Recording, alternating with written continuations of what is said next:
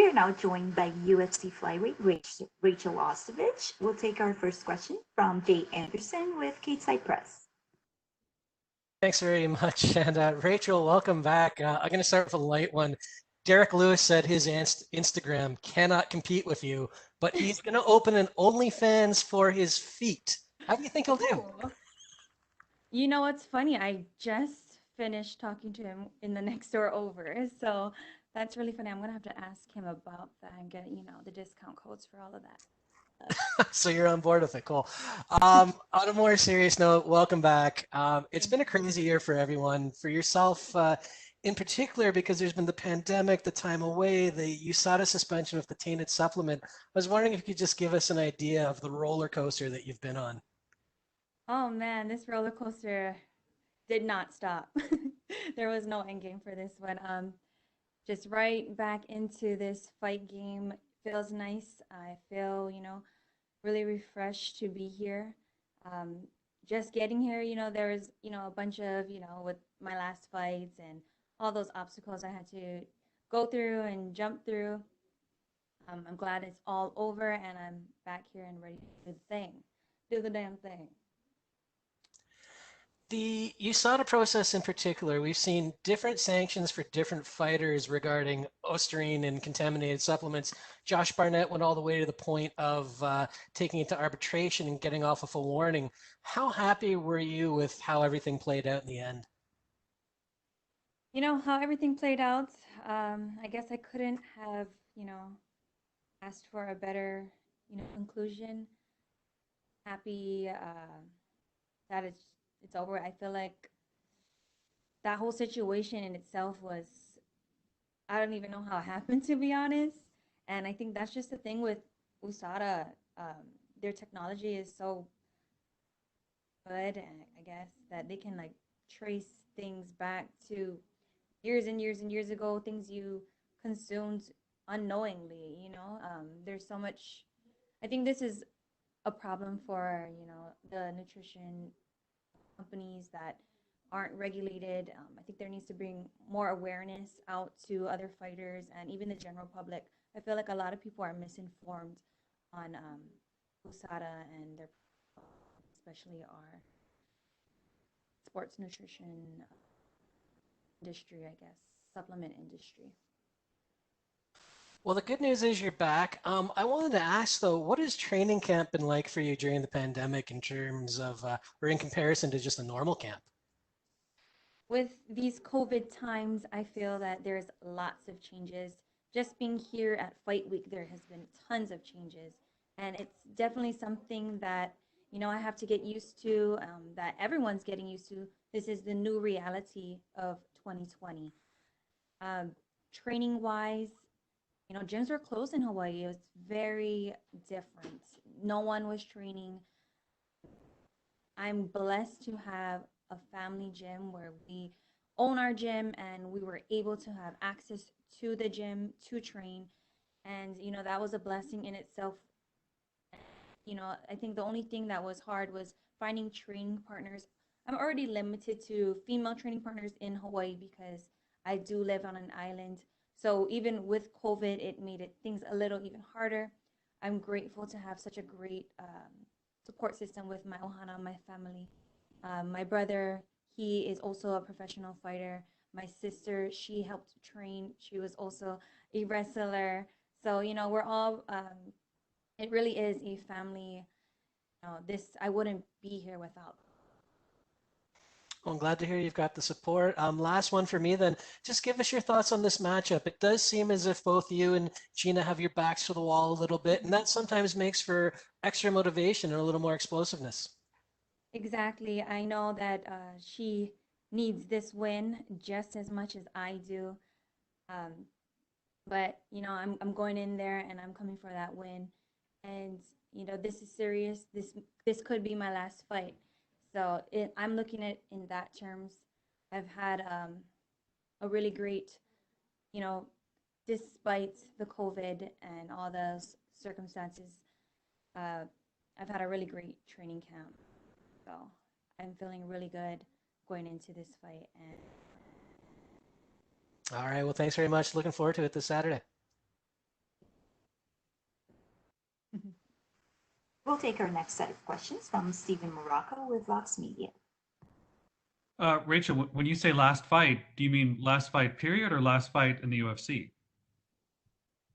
I'm thinking maybe even the last fight in the UFC. You just never know. I see people get cut for way less. How does that change the stakes of things for you? How does that feel coming into a fight after such a long layoff? You know, coming into a fight after such a long layoff, you know, there is, you know, that ring rust theory. I think that my mind is strong. I feel that I'm focused and I'm ready for this fight. I know that stakes are high for me and for Gina, and that just makes it even more entertaining for a really good fight. Is there anything you'd like the world to know about your situation with USADA in terms of how things played out and your level of responsibility and what happened? Honestly, the whole USADA situation is behind me. I've put it in my past. I forgot about it because when it happened, honestly, I was caught by major surprise. I'm a panic girl. You know, I hardly even take supplements, period. So it just didn't make sense to me. So, you know, I just had to roll with it and just, you know, keep being positive and keep, you know, jumping those hurdles of, you know, these fights. And, you know, I thank the fans. I thank my family for still supporting me and being on my side regardless. So, you know, it is what it is. And I think that as far as, you know, with USADA and like that, you know, there's a lot of, I get a lot of negative comments from people. I feel like a lot of people aren't educated with the supplement industry on how they are not regulated. So I feel that if people were more, you know, aware of how things work with the supplement industry and with USADA, you know, there would be a better understanding. And even for me, I take responsibility at the end of the day, and I'm more aware. I look at everything now, like, does this have this label on it? Does this have a label on it? You know, like cough drops, nope. Like, can't even go to Jamba Juice to drink their protein drinks, you know. It's come down to that. So I've, you know, something I never thought I'd had to worry about, I worry about now, and I'm a lot more aware of it. So that's that. What was the supplement or supplements that caused the positive test? Do you know? I believe it was Ostarine. So Well, I mean, what was the actual supplement that you took, like the over-the-counter name? I don't know. Oh, wow. I kind of don't know. A lot of times what they do is they just, you know, you send them whatever you might have, you know, took or digested or what you may have ate, and you know, they make you like jot it down, like what was your food diary, what did you eat from this, and to go back and think maybe 2 months ago, what did I eat on this day, this day, this day, you know, it's almost impossible. I think I'm not a fan at all of the whole thing. I do appreciate that they keep the fighters safe and, you know, there's no steroid use, but there is like fine lines where they need to just to. The last one for me. What do you think of? Oh, I'm sorry. Last one for me. What do you think of Paige Van Zandt's transition to bare knuckle boxing? I think that's great. If that's something that she wants to do and that's something that she wants to pursue, then I support her. Is that something you've ever considered? Someone has reached out to me to do that. I think even before, maybe like 2 years ago, they reached out, and that's not something that I would want to do at the moment or even in the near future. I love where I'm at and I want to stay here. Thanks. We'll take our next set of questions from Omar Mursi with S Sport. Hi, Rachel. How are you? Hi, I'm good. How are you? I'm good, thanks. What kind of mental preparation did you come this weekend because you lost too much? I'm sorry, what was that? what your mental preparation in this weekend? Because you lost your last match too much. Mental preparation because I lost too much. Losing is a part of life. A loss isn't a loss unless you're not learning anything. I've learned from every single fight. I learned from every single win. I think it's all about your mindset, and my mindset is strong. I'm ready for this fight, and that doesn't. My record doesn't make or break me at all. I know who I am and what I possess. Yeah, thanks. Uh, you have a lot of fans in Turkey. What would you say to the fans in Turkey?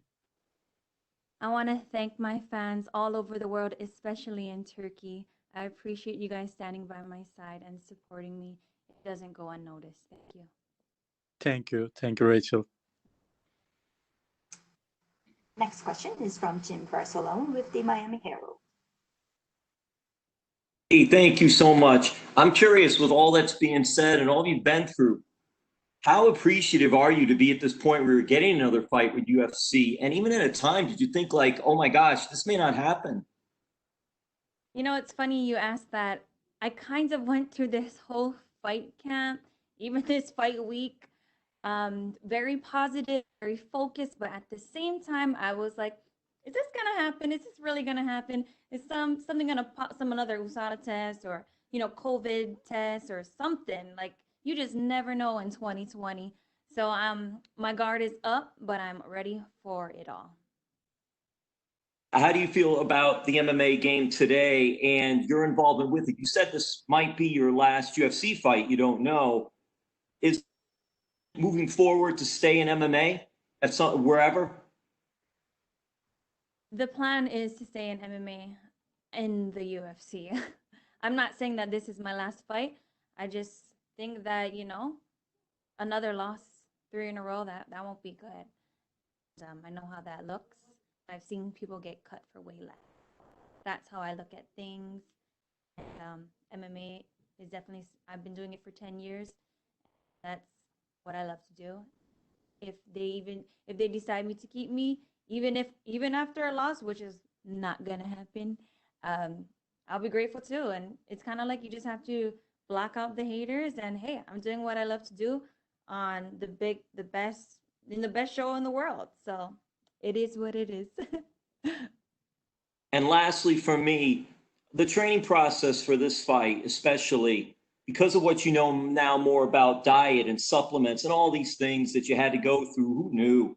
And all, did it change your training too, or did you more or less just keep the training the same way as you were training? There was changes with COVID. There was changes in my diet and nutrition. I basically didn't take any supplements, very minimal. I didn't want to chance really anything. Even with my eating, I mostly prepared all my food just in case. Very, very strict on what I consume. Thank you so much. All the best. Thank you so much. That's all the time we have for you today, Rachel. Thank you. Mahalo.